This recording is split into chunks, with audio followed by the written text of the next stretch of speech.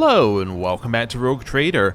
Last time we went for what we thought would be a quick trip to Dargonus before heading off to Footfall, and we were there for a long time. So, now I think we want to head back to Footfall, although we should go and speak to Cassia first. That's the thing I was forgetting. I knew there was something. So let's go find Cassia, then we can head to Footfall. So, hello Cassia. It is so fortunate you have come. I admit I was seeking you out myself. After the events on Dargonus, it felt like an anthracite grey mantle had dropped on my shoulders. I spent a long time thinking about our very first meeting and what happened next. I cannot wait to shake off this dreary color. It was very naive of me to follow in the footsteps of the man who raised me in a gilded cage. And I was deaf to the needs of my own house. But you opened my eyes. As the future Novateur, I must gain wisdom to restore House Orselio to its former glory, no matter the cost. Thank you. It will be an honor to keep guiding your vessel through the Sea of Souls, for as long as the needs of our dynasties are aligned. Okay. I'm a little worried here, because she says it was very naive of me to follow in the footsteps of the man who raised me in a gilded cage. That's worrying. Is she saying that she's learned from us executing the person? Because that, I feel, is like one of those, she's learned the lesson and now things are going to go very badly from this point onwards. But we'll see. I hope you're feeling a little safer now that Elena Orselio has been executed. On the contrary, Lord Captain. The mere thought of what happened tightens a grey-blue slip noose around my throat. To realize, again and again, how fervently your subjects hate you. I am sorry, Lord Captain. I should not have darkened your colors with my own struggles. You feel a suffocating lump in your throat. Alarmed, Cassia presses a palm over your shoulder, as if shaking off some ash that settled there. You feel some relief. You did not mention the Starway Atlas when we met. I would never reveal this secret to an outsider, but you have come to my aid more than once already. The Starway Atlas is a sacred artifact of House Orselio. It helps our navigators chart a course through the warp. This crystal, the Atlas, has been inside me for as long as I can remember, giving me strength. But the others... I noticed the renegades in the palace were choked by ashen ghosts of despair when we met face to face. I swear the ghosts were reaching for their atlases. Okay, so the Atlas is some kind of crystal that's implanted in the navigators of House Orselio at birth. But my atlas is much more powerful than the others. It's the Atlas of Tisiphone herself. That is what people have whispered behind my back my whole life, although no one knew for certain. But I always suspected. I simply did not wish to admit it to myself. Certain navigators in your house fear the Atlas's powers. Certain navigators in my house have tried to kill me more than once. But the tales of Tisiphone's brutality, I am beginning to wonder. What if they are all true? What if I will be a new tormentor to those who serve me? Okay, I'm going to say number one, but I want it to not go down the romance path. You said you wouldn't share your secret with just anyone. Does that mean that I am someone to you? Oh, I only meant that. Your heart stutters as searing heat envelops your shoulders, throat and chest, and your brain grows foggy. The by now familiar influence of Cassia's powers is intoxicating your mind more than usual. I am at ease in your company. Cassia looks away, a subtle blush blooming on her pale cheeks. Thank you for telling me. Thank you for listening. Alright, time to leave. I have enjoyed... Okay, so we've learned a little bit there. I think it is time for us to head out, but before we do, colony management. Nothing's updated. Do we have any on the go? Sorry, I tried the hotkey. Doesn't work. Alright. Hotkey for colony management. Y just does not work. Okay. This one's ongoing. Okay. That's fine. And that'll get us the rep we need. So, given that we have one going, we might take a slightly slower route. I mean, it's going to be slower anyway, because we're going Yanis, then a few jumps. So, we should be fine here. Okay, so let's head out. And then do a few jumps down from there. It's not jumps, technically. That'd be a different universe way of describing what we're doing, but you get the idea. So we're going to go here, we're going to hop over here, we're going to hop here, and we're going to hop here. So let's go. Warp travel. Nothing. Okay. Warp travel. The vessel's confessors report discontent among their flock. During the traditional sermon before departure, ritual chandeliers, 100 candles were snuffed out at once. The missionaries attribute this incident to an open ventilation shaft, but the voidsmen noticed it and are whispering about an ill omen, fearing the woes that may come soon. So we can sanctify all chambers of the void ship one more time, or organize a punitive processions against everyone faltering in their belief. Let's sanctify all the chambers. The holy procession, in full accordance with the Ecclesiarchy's liturgical canon, rekindled the faith in the voidsmen's hearts and renewed their belief in the God Emperor's benevolent power. The whispers subsided, and the crew is ready to face the potential dangers with courage and fervor. Got us XP. It's a very, very slow way of getting continual XP. Now, we could head straight to Furibundus, but I think one jump is not too bad in between, so we'll do the one jump in between. The steady rhythm of life aboard the vessel was disrupted when, on the fourth watch of the voyage, the lower decks had their gravity reversed. The stunned denizens of the afflicted sectors were woken up by being torn from their assigned beds and tossed onto the ceiling. Numerous injuries and fatalities were reported. The difficulties in performing regular duties due to gravity reversal continued until the end of the journey. After the ship exited the warp, the gravity returned to accepted norm, an event that once again was accompanied by deaths and injuries among the crew. Alright, let us head to Furibundus. Let's see what's going on. Dargonus has begun a new stage of development.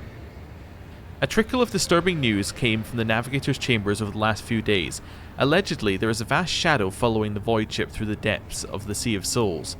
Mere hours before emerging in real space, the vessel shuddered.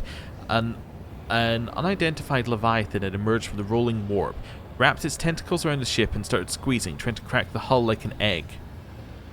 Trust in the navigator's talent? Oh, we got 2 navigator insight.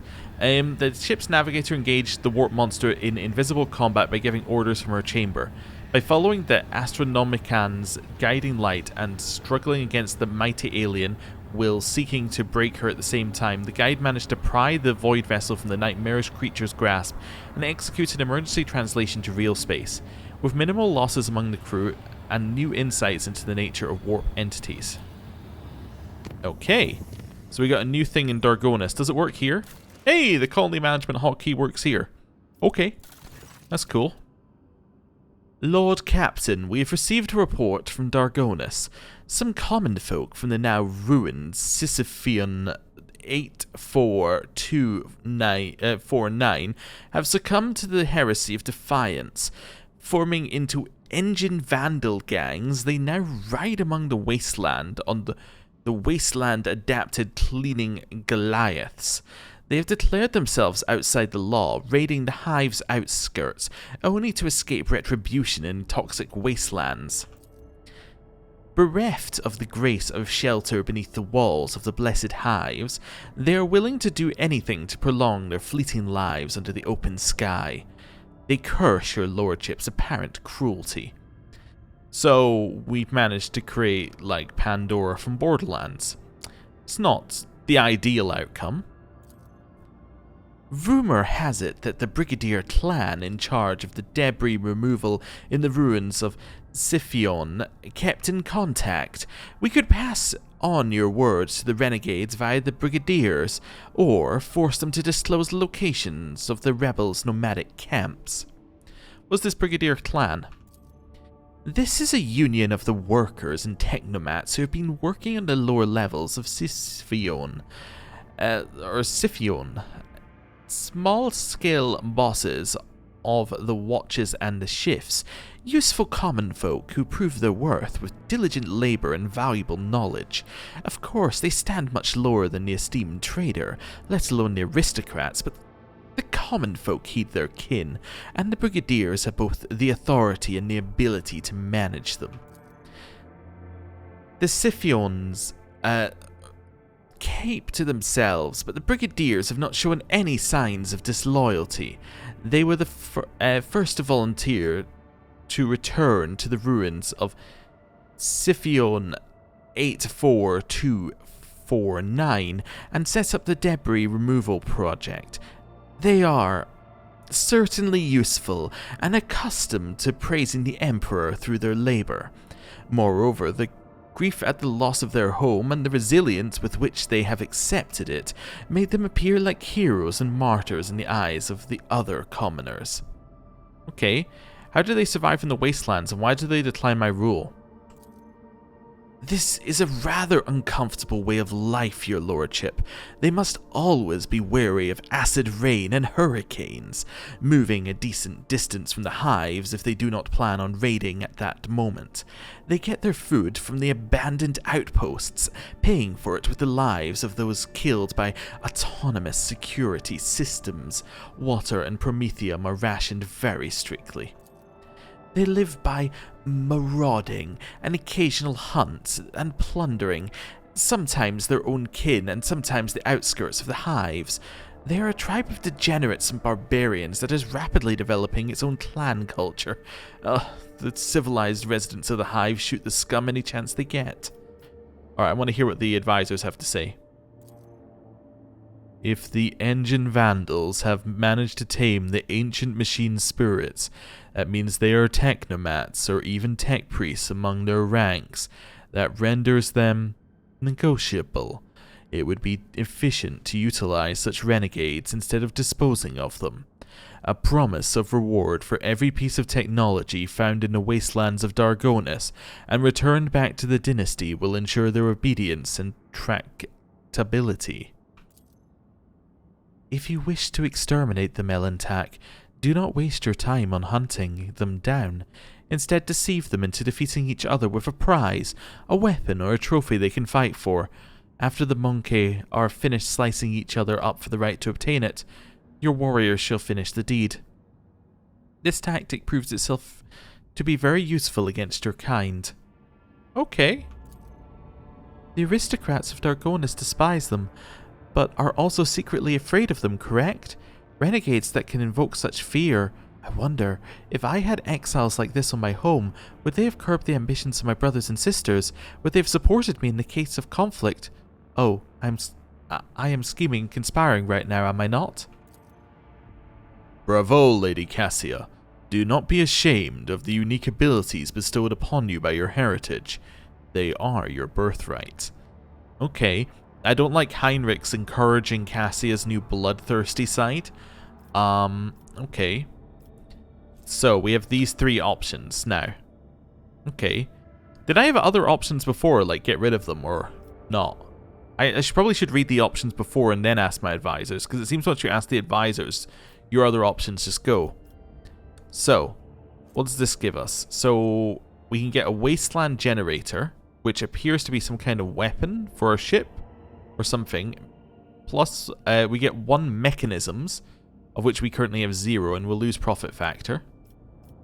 We should help them and give aristocrats a real threat to keep their place. Gives us security.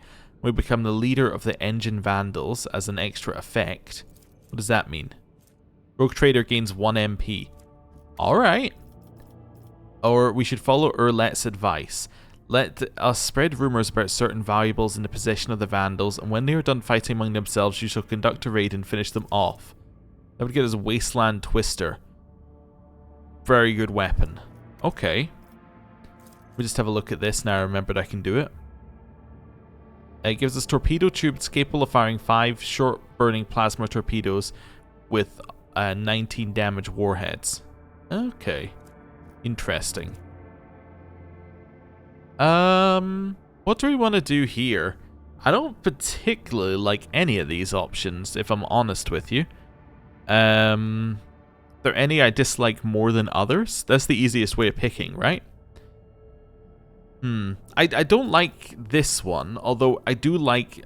Well, this one does what I want to do. I don't feel like we should be encouraging renegades on our planet. So this kind of fits. I think Owlcat's advice does kind of fit. Gives us complacency, which increases resource gain. Lady Cassie is right, we should help them and give the aristocrats a real threat to keep them in their place. I like the movement speed we get from this one, but I don't feel like helping and encouraging the renegades is a good idea. And then this one, draft a message directed at the Omniscient renegades, let them serve in the acquisition of knowledge. This one sounds almost okay, but again, I don't like the encouraging of it. Let's follow Owlcat's advice. It would be strange to teach you the methods we employ to fight against you. A murmur about a heavy weapon shipment getting lost somewhere between two hives had been spread among the Engine Vandals' clans. A fight for the 7 armored trucks has broken out in the wastelands, rumoured to have cargo that would provide enough firepower to break through the defences of any hive. When the depleted winners had finally cut open the truck's lining, the only thing waiting for them there was a squad of enforcers, enraged by 3 cycles of sitting in tight, dark spaces. The tribe's best warriors have died in the slaughter. The survivors were taken in by the Brigadier clan. More workers are always needed for rubble removal. It'll be years before the Engine Vandals' numbers replenish and they can pose a threat once again. We also get Shield of the Emperor. Wonderful. It gets us security, gets us weapons. So I said we got 4 weapons there, so do we now have 4 weapons from Dargonus? We have 5. Did we have 1 from something earlier? As I guess I need to go in here. Maybe we had 1 just naturally? So time... Oh no, we have 4... Yeah, wait, we have +5 from Dargonus, but we have 4 weapons. I must have used a weapon for something? At some point? I don't know, it must have started with a weapon that we used. Okay, but Shield of the Emperor is done, so we now get the Pirate's Bane feature, so we do more against pirates. But we also now have an escort ship, which joins us in combat, which is very, very, very good. Okay. And now we're at rank 3, and of these, we just need more plasteel, right? To do some of these. So we can get frag grenades. We get Bloody Underhive Leader if we did this one, but we didn't take Filth. So we can either get the Caligay of Saint Keith, which whenever the wearer performs a heroic act, they recover all their wounds and gain 2 AP, or I can get Prophets for Water. So the creation of Fortresses of Justice will establish the rule of law and attract reliable merchants and partners. Or we can get this one, which gives us increased efficiency. Okay, which is resource produced by 10. Oh, I think complacency is speed. Sorry, not resources. I think I said the wrong one earlier. Okay, I like this one. Profits for Water, granting the right to unite the guilds into will cause an explosive growth of industry that will in turn lead to dehydration of the planet's surface. Yeah, so I like this one. So we just need adamantine. Do I know where there is adamantine? I probably do. Let's have a look. Plasteel. Hulk. Don't know. Plasteel. Plasteel. Plasteel. Plasteel. Promethium. Okay, nothing there. Adamantine on Shattered World and Nameless Star. So Nameless Star might be somewhere to go next to get some adamantine. Okay, in which case we'll leave it. Anything else in our colony management? Not immediately. Yeah, some of these we were going to leave for a little bit until we had more resources. Right. Trying to think what the next step is. Next step, I guess, is visit Furbundus? Yeah, we could go to our ship and look at the rep shop, but we shouldn't need to look at the rep shop. Because, yeah, we shouldn't need to. Yeah, we shouldn't need to look at the rep shop because we're not going to fight anything. Shireen, If you find a spare minute on Footfall when you are not deciding our lackluster fates, I would be delighted to see you at my Amarikar in the Amasekas. I'll tell Octi to set aside some decent wine in case you decide to grace our humble party with your luminous presence. Amarikar? Is that some kind of celebration? Is an occasion celebrated on my world, Ifrit. It is the day when a person shows by their actions that they have reached maturity, that their spirit is ennobled. Among the Ifritian nobility, this day is considered more important than other symbolic events, such as the first cry or the first day of repose. And by a wonderful coincidence, my Amarikar happens to fall on the day when I also wish to celebrate my acquisition of the Mercatum Tabula Officiale. What kind of people will be at this party? Smugglers and thieves? Only my nearest and dearest are invited, people whose visage makes my heart sing, my eyes glisten and my lips bloom with the praises for the Exalted One. That's not to say you won't encounter thieves and smugglers among them. They make up the majority, in fact. Arby, it will be my pleasure to attend your party. The lowly regulars of the Amasekas will be telling their great-grandchildren about the time they had the honour of witnessing your dazzling visit to that unworthy dyed Shireen.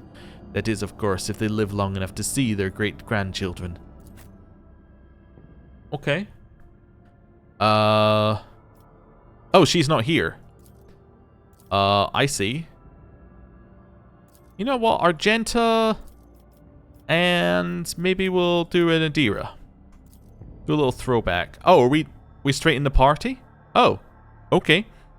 I thought we might get to go somewhere else and then come to the party, but no, we're going to the party.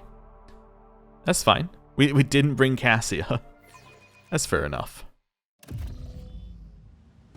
Okay. Right, it's this way. Let's do a quick save, because why would it make you select a party if there wasn't a chance of combat? I always keep my options open. Right. Up here. Is it over here? I think it is. Hello. You easily spot Jai in the group crowded around the table. The extravagant luxury of her attire and her gleaming augment set her apart from the rest. Seeing you, she exclaims, "May the gravitational wells of your worlds never lack for grip, just as my heart never lacks for joy at the sight of the rogue trader von Valancius." With an approving chuckle, Octaviana mutters, "I can't believe you actually roped the rogue trader into coming to your party. If the rogue trader raises a toast to your health, I'll start to believe you really are a princess and not just a smuggler with the gift of the gab. Please take a seat, your lordship." Okay, let's observe the assembled group. Jai's friends look exactly as you would expect, like hardened operators of the coal trade, arrayed in the forbidding but glitzy style common to those who like to skirt the limits of the law. One pair in particular catches your eye, a young man and a woman. Twins, it seems, identical yet distinct from each other. The man has a lively face and a crazed look in his eyes, while the woman is cold and calm and seems slightly drowsy. Octaviana readily tops up the glasses on the table, playing the role of consummate host, but you notice that her and Jai's chairs are slightly drawn closer together than usual for a pair who seem connected only by superficial acquaintance. "How's your party going?" "We have been laughing and celebrating life, Shireen, as true friends do. But until your arrival, we were but stars in a moonless sky, merely heralding your coming. Now we are happy. I would gladly accept your offer." Octaviana draws out a bottle from under the table. The glass is thick as your finger and is covered in wax seals. "With no exaggeration, this is the finest Amasek that has ever graced this bar. Jai personally acquired it, as she says, for a special occasion. It seems that you are the special occasion, your lordship." The crowd around the table falls silent, exchanging awkward looks. It would appear they are unaccustomed to drinking in the presence of lofty individuals such as you. Okay. Let us drink to the Lady of the Hour, Jay Hidari. The assembled group burst into approving cheers and the bar fills with the sound of clinking glasses. The Amasek tastes exorbitantly expensive, sweeping you into a kaleidoscope of flavors. Tart floral bitterness, honeyed sweetness, and then other, far more refined sensations that are nameless owing to the small number who can afford to experience them. Bravo, Octi.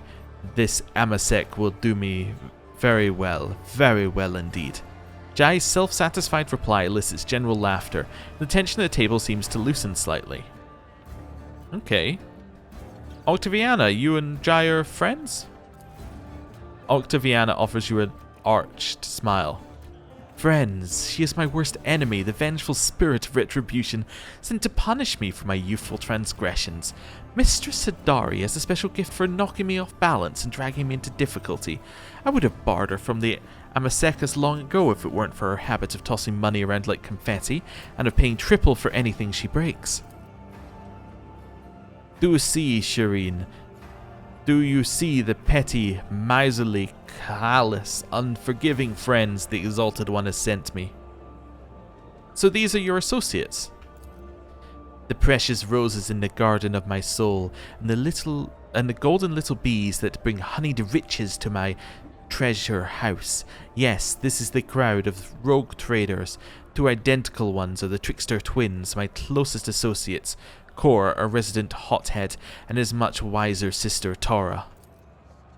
Don't let her fool you, your lordship. She's only calling me a precious rose 'cause you're here. When it's just us, I'm lucky if I get that arsehole with the gun. Kor chuckles good-naturedly. Just because you're the arsehole with the gun, because you are the arsehole with the gun, if I dragged you out of as many scrapes as Jai had, that's not the name I'd be using for you. You can tell that much. Or I can tell you that much. Kor's sister rolls her eyes. Pay no attention to your lord. That should be, pay no attention to him, your lordship. Kor has nobody to blame but himself for that nickname. I think what's happening here is, one, I'm having trouble reading it, and then two, it's also wrong some of the time. So I'm translating it on the fly, or to what it should be. But yeah, I think we were also missing a word in Jai's one earlier as well. Let's not worry about it. Oh, who's this? It's got a gun and a sword, which is never a good sign. Falco. The man who has just approached the table is hideous by anyone's standards, a repulsive face, greasy hair, and bulging veins at his temple. His attempt at an amiable smile is so transparently false and off-putting that your fingers itch to reach for your weapon. With a surprised look askance at you, he says, Mistress Hadari, allow me to wish you a happy Amarakar. Master Mercy could not let such an occasion go unmarked. He sends his warm wishes and a gift. Mercy's gift. While in combat, the wearer of this cloak gains 15 bonus to fellowship whenever there are no enemies in a 4-cell radius. Okay. Oh, Falco, I'm much obliged and touched by your presence. May the fire in your heart burn forever bright and hot like the stars of the Grimnor system. Tell Mercy that this show of his precious attention towards my humble self brought dew to my eyes and a song to my heart. Do we know Falco from... Yeah, wait a second. Isn't Falco the one who stole Jai's cargo? The very same, the greasy piece of rock shit, Octaviana says, wearing the sweetest, most amiable smile one could imagine. But the stars of the Grimnor system all died around 100,000 years ago, and the systems around them are a true breeding ground of death. Okay. Who is this Mercy? Some big mysterious figure in the mission. The Casabalikas put him here to keep a handle on things, make sure the interests of the senior partners aren't forgotten. If anyone does become a bit forgetful, Mercy comes alone. Someone dies, everyone else panics and empties their pockets. Falco and Mercy aren't officially connected. Falco's just another prosperous mission agent like Jai and other people. But Falco's happy to do Mercy's dirty work for him, and that's why he gets preferential treatment. Okay. Where's your present for Jai, Falco? The smuggler stares at you unblinkingly, with his pale eyes, saying nothing. Then he rearranges his mouth into a smile remarkable in its hideousness. Of course, your lordship. And this gift is for me personally, Mistress Hadari. Exotic venom blade. I hadn't realized that we were saying please give another gift, but okay. Cool. He's not going to stab that into her, is he? No, that's fine. Falco turns away from the table. Or as Falco turns away from the table, you see a snarl of feral hatred twist his already repulsive features. What were you talking about before I arrived? Business, my dear Thora, whose mind never strays from the chilly peaks of the mountains of the money she's made, was telling me the latest coal trade news. Exciting times are upon us. We're not the only ones being tested for weak spots. Vladame's set on putting the Ultra Requesters out of business, and it looks like he's got Mercy's blessing to do it. The big beasts are picking off the small ones. I think things are only going to get more interesting from here on out. Oh, it just means it's time for us to step up and become major players, eh? Cora winks at Jai. I know a couple of Shegnars from the Ultra Requesters. They're dry like you. We could tell them to cool their heels with us, and they'll be more willing at the other altars. We could take on Falco, even blow Vladame out the airlock too. Cor, my sweet, before you go chewing Vaisleen with Shegnars, you need to clear the altar and hide the pulses. If Vladame's playing all the lines, he won't touch me, but I don't want to shift the risk onto you. There's chatter about the commission. The conversation quickly turns into an impenetrable mismatch of turns from the secret argot of the coal traders. Okay. Well, even foes are bowing down before Jay Hadari. That's something we're celebrating. And what better way to celebrate than with a game? With stakes, naturally. Today is my Amarikar, and that's what I want. Jai draws out a stack of carved plasteel tiles from her pocket. They're decorated with symbols and fine mag lines. Holding the tiles in one hand and raising her glass with another, Jai asks, "What do you think, Shireen? Does the rogue trader have anything he's willing to wager?" You recognize the tiles in Jai's hand. It is a set for Tan Too Low, a game popular among gamblers. Each player is dealt several tiles, which can be arranged into a pattern of a specific value by carefully matching up the mag lines. Whoever has the highest value wins. Voidsmen love playing Tan Too Low, which is usually won by luck or skill.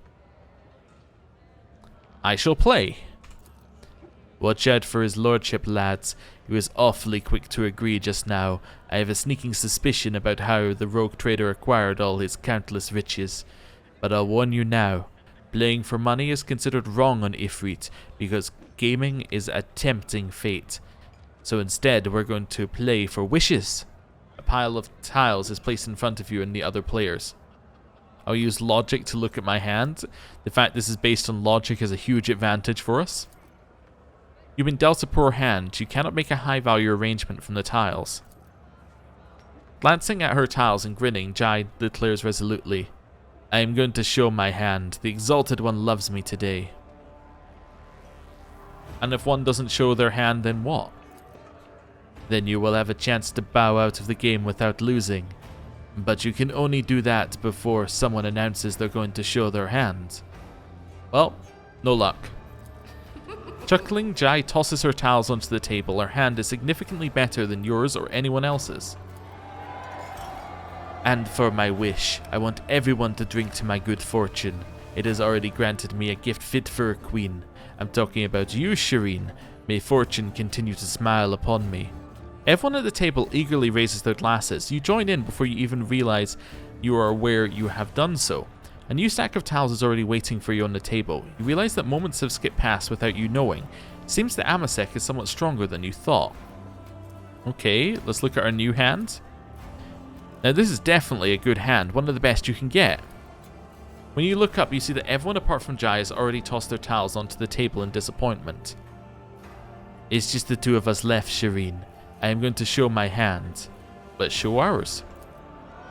The sight of your hand sets everyone at the table into a flurry of excitement, but then chatter turns to a roar of triumph. Jai's hand is the most valuable in the game. I think we've just been had. I win again. What should I wish of you, Shireen?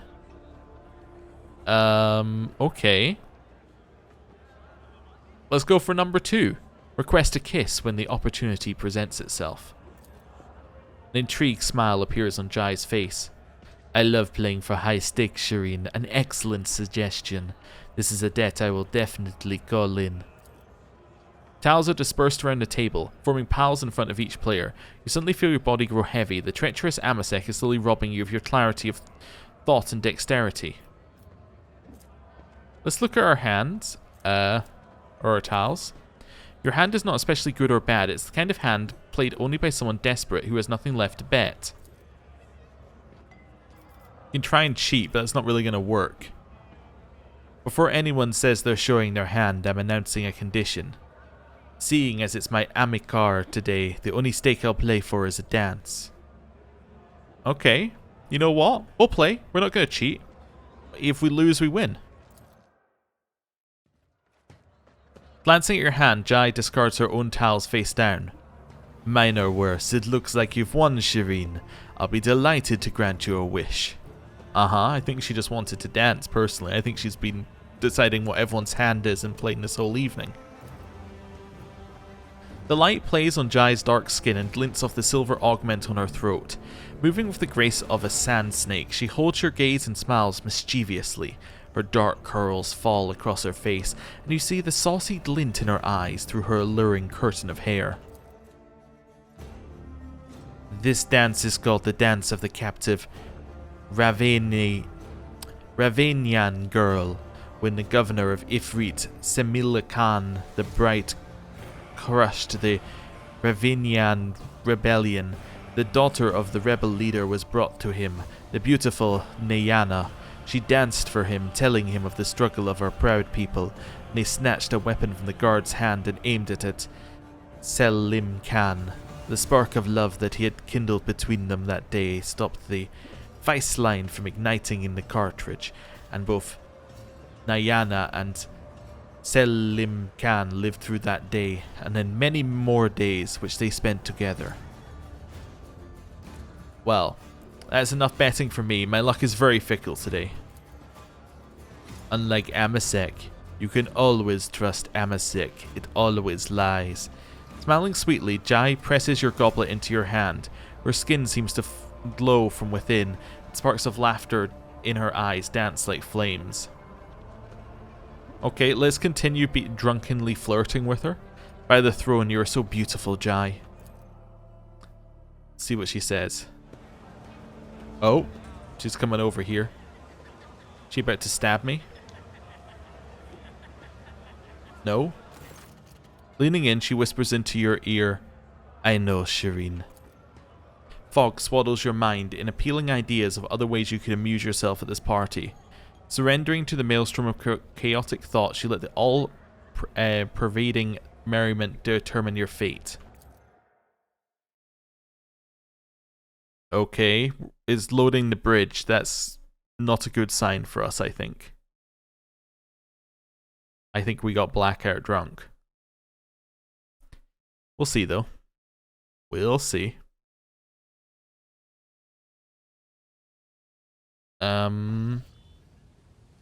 Well, could be worse. Thoughts tumble violently inside your head, periodically ricocheting off the inside of your skull, triggering bursts of piercing pain.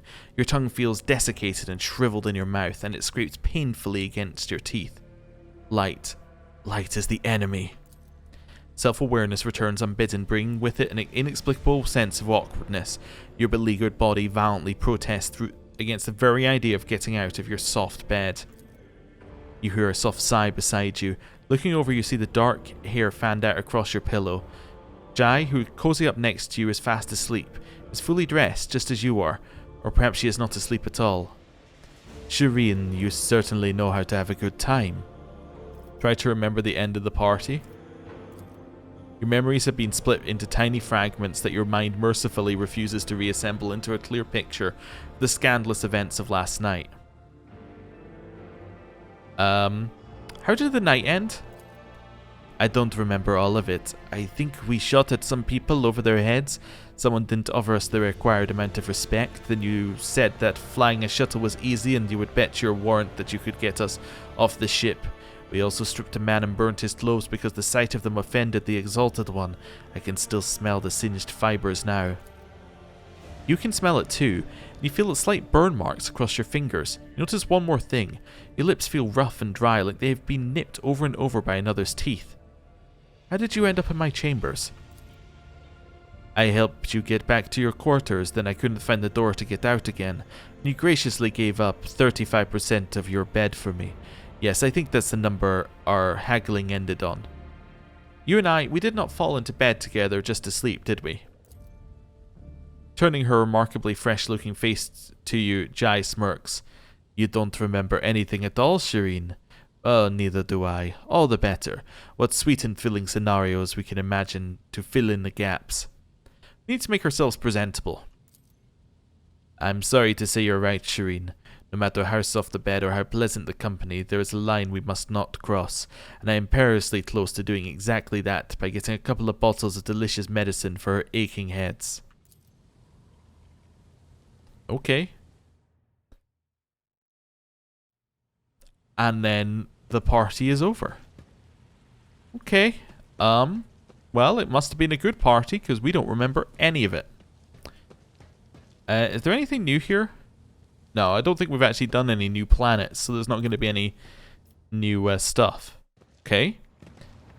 Well, I guess we did want to speak to this guy at some point, so hello. I would like to order the transportation of some goods. It's kind of like a little bit of a change of tone, but look at this. Ho ho, we get a new shield. We get new plating. We get new plasma tubes. We get new plasma weapons. We get new shield arrays. More shield arrays. A new engine. More plating.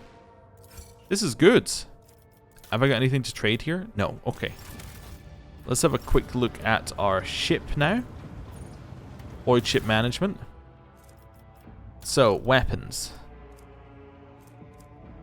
So, we have this plasma battery, which deals less damage.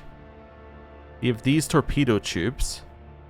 These can do 5 at 19 instead of 4 at 19, so these are just straight up better. Okay. 4 shots dealing 14 damage. No. Okay, lance weapon. No, we already have one of those. I mean, I suppose we could put 2 lance weapons on the front, but let's not do that. More torpedo tubes, more macro cannons. Okay, and then we have these stuff. So we have repulsor shields, 80 shields. Doubled against kinetic attacks. Okay, we'll take that for now. Voidship plating. Ceramic plating on this vessel protects the vessel from harm, negating 5 points of damage on each side. Okay. New engine has got better speed. Shield array has 95 versus 80, and it's against blast attacks. Okay. It says 80. 120 protection for each sector. Ooh, but it doesn't double against anything. That's interesting.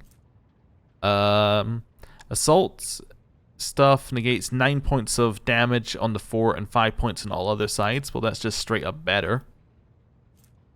A prototype doubled against blast shields. That's fine. That's 13 breaking. Wonderful. So we're not that strong, much stronger on offensive stuff, but we are now faster with better shields. And we also have that's 95, 85. Okay. We also have better plating on it, so we take less damage. That seems good. Yeah, that kind of seems good. Okay. Well, I'm happy with that. Maybe we want to go find something to shoot at some point. Okay. Cool. Right. I kind of feel like this is a good point to end the episode, because next time I think we've got a quick trip into Footfall, and then it's time to leave and go find something to fight. So, thank you very much for watching. I'll see you next time. Goodbye.